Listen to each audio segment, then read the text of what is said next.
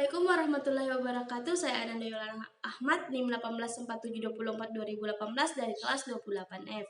Baik, kali ini saya akan membawakan sebuah materi tentang konsep dasar evaluasi pembelajaran, di mana pengertian evaluasi itu sendiri sudah akrab di telinga masyarakat atau orang-orang lah.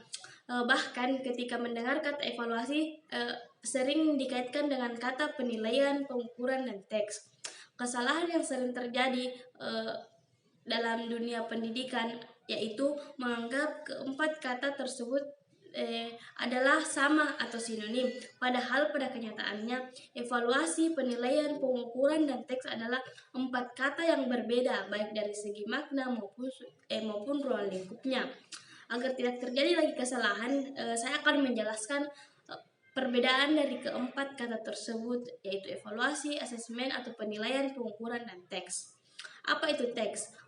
Teks merupakan seperangkat alat yang mengukur, yang mempunyai nilai besar atau yang mempunyai nilai benar atau salah, dan itu bisa mengukur kemampuan siswa.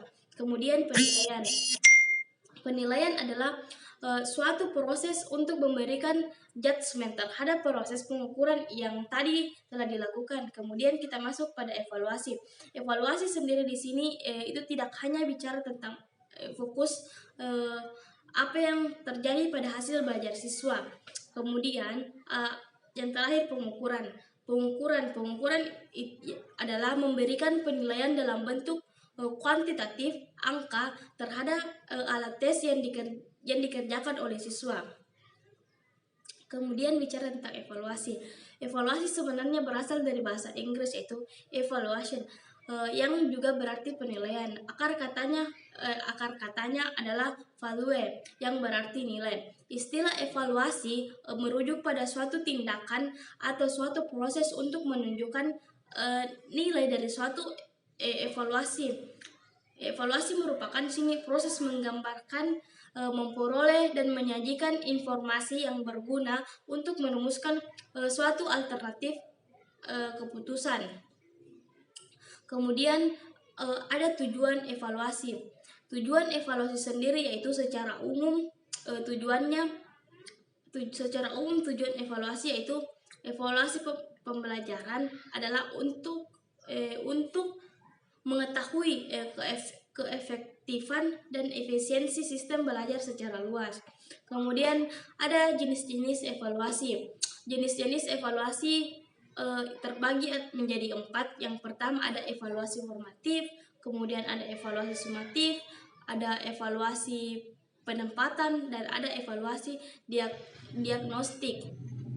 Kemudian ada fungsi evaluasi. Fungsi evaluasi sendiri yaitu yang pertama yaitu fungsi evaluasi dapat dilihat berdasarkan jenis evaluasinya itu sendiri. Misalnya fungsi evaluasi dari evaluasi formatif yaitu evaluasi yang ditujukan untuk memperbaiki proses belajar mengajar. Kemudian yang kedua evaluasi sumatif. Apa itu evaluasi sumatif? Yaitu evaluasi yang ditunjukkan untuk keperluan